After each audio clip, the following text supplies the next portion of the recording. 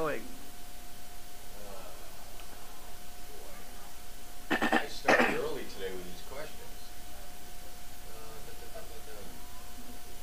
Something, Tina from New York. Do you find it most rewarding for you and Charlie to work with veterans? It must help to be able to relate to what they are feeling and going through. Yes, it is. It's very rewarding.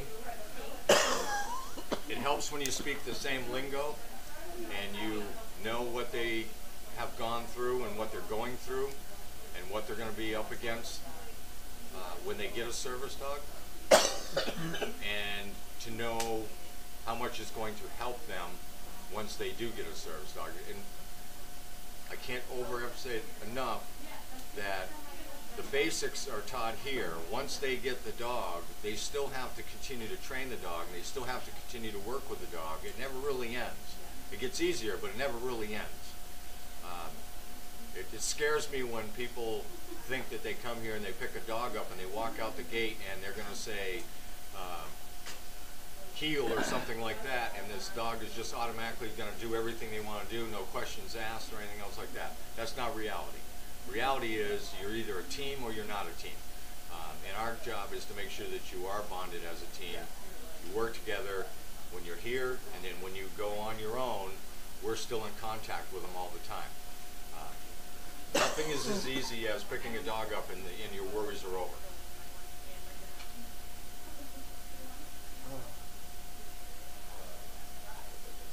What was the biggest challenge about getting Charlie? Getting Charlie was the biggest challenge. It's pretty scary. And it doesn't matter if you're a veteran or not, but it's scary when you don't know really, you've never had a service dog before. I've had police dogs. I've worked with military dogs. That's one thing. That's really 100% job related. But when you have to have a dog and count on a dog to help you have a better quality of life, and you're not real sure how that's going to work out, it's pretty scary in the beginning. And again, it gets easier as you go along. But the biggest challenge was I going to get a dog that was going to actually help me? I don't think I really got the whole picture until I had Charlie for about 2 months after I left here with Charlie, that things really clicked so much that I turned around and said, wow, this is really making a difference. Now, you always have that little bit of doubt in your mind, initially. Being a veteran, talking to veterans, I try to make them understand that before this whole process starts.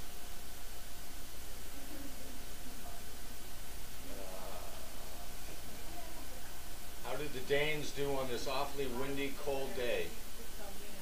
Were you out much today? It was out all day today, and I look at it this way. That's just another way of exposing them to something that they're going to see in their everyday working life with an applicant or recipient. So, like I talked about last week and the week before about setting them up for failure when they run across stuff that we don't normally see. Even though it's more of a pain for the trainers to be out in the cold and wind and the hot and the humid and all that, it's good because we get to see how the dogs react. I would rather have it happen with me on a cold, windy day like today and see how they act than to have it happen without one of us trainers being there.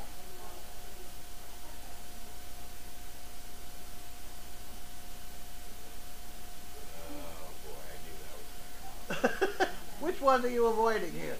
Well, I'm going to jump down. I'm not skipping over anyone. I'm going to put an end to this right now before it gets out of control because I've been hindered with this for almost a year now. Steve, I enjoy your writing very much. Is there a book in the future? You have a wonderful story to tell that would educate many people. There is a book, however, it's been edited about 25 times by me, and until I feel like it's 100%, it will never go out, so I'm going to tell you it may never go out. It's like that with books. Do you work on training at home with Mariah? Any dog I have at home is always getting trained one way or the other. Mariah is a very smart dog. Mariah listens just as well as Charlie does, sometimes better than Charlie does when it comes to certain things. The only thing scary about Mariah, everybody in my house will tell you, is she is so in focus with what she's doing, she will literally sit there for 2-3 hours in a row and stare at you, waiting for something to do. So you literally have to come up with things for Mariah to do to keep her busy, or she comes back and starts staring at you. You want to take that home with you? So we've tried to come up with some alternative things for Mariah to do, but it's scary sometimes. So she just wants to do something all the time, so she'll sit and stare at me until and I literally just walk around the house trying to find things for Mariah to do. That's why these make good service dogs, because she's at the point where you would put her into service training and go. Right. But we need her for breeding. Right. They like this service dog bit. Okay.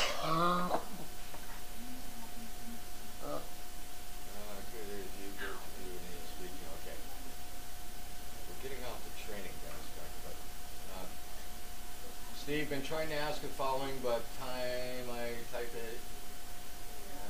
So here it goes. Outside of SDP Crazy Acres, do you get to do any speaking engagements or visitations directly to veterans, VA hospital legions, VFWs? Yes. Anytime I'm out with Charlie, it pretty much turns into a speaking engagement. Charlie has more fans. Nobody remembers my name. Nobody cares who I am, to tell you the truth. They all want to know what Charlie's doing. And it happens to me on a daily basis. I do go to the VA hospital. I do go to different departments and have engagements. Carlina and I have gone to the VA in Northampton, Leeds, and spoke there before. So I do get out, not as much as I do now, putting in time here, but I still get calls. I still do them. I still do them for the Service Dog Project. Salem State University, I did a talk not too long ago. So I do get engagements. I can always tell when I have something coming up because Teresa looks at me and kind of goes, "So what are you doing on this day?" And I said, "Well, Teresa, I'm sure you're going to tell me."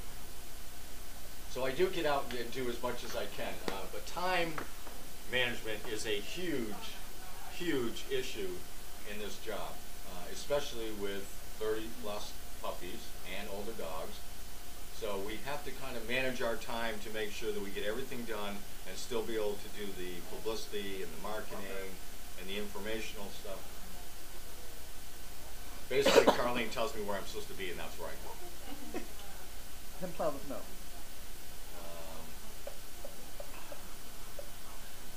Have any trainers heard from David too and Dustin recently? I have not heard from him recently, but I did hear from him and his wife, probably about 7-8 months ago, and they assured me everything was fine. He has some medical issues he's working through, and he will get back to us.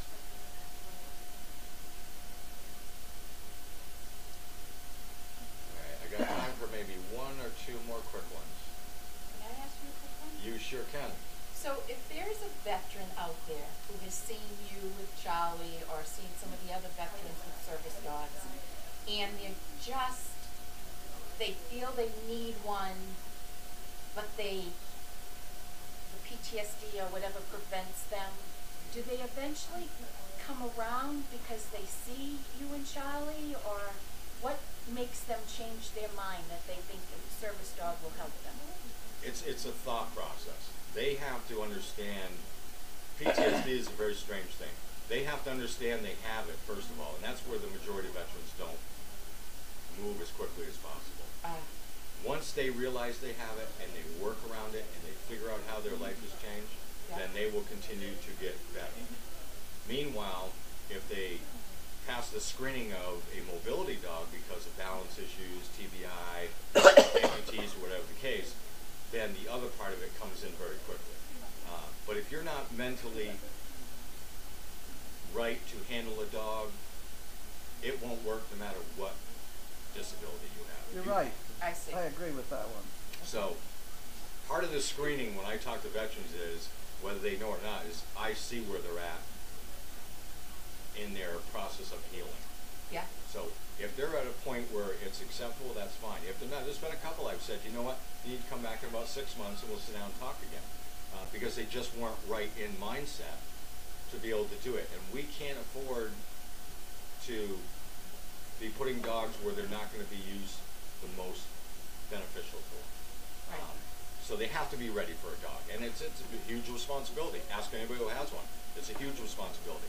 You're not only looking out after yourself now, you're taking care of a dog, and the dog's taking care of you. All comes back to my theory. If you don't work as a team, it'll never work. Thank you. All right, one quick one, and then I'm onward. Maybe I don't have one.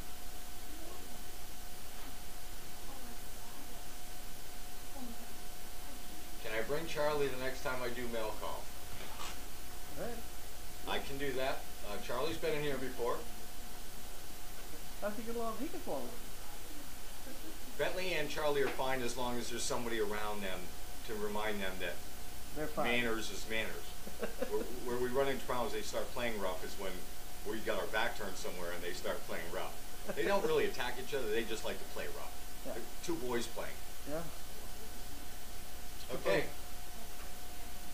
I will see everybody Thursday. Thursday? Oh, okay. I have Tuesdays and Thursdays. Wonderful. Now take some cake home, will you? Oh, not right now. You're not going home. No, I'm not going home tonight anyways. Oh, okay. I will be here. You don't get rid of me until Thursday. So have actually. another piece of cake. Okay. Thanks. See ya. Thank you.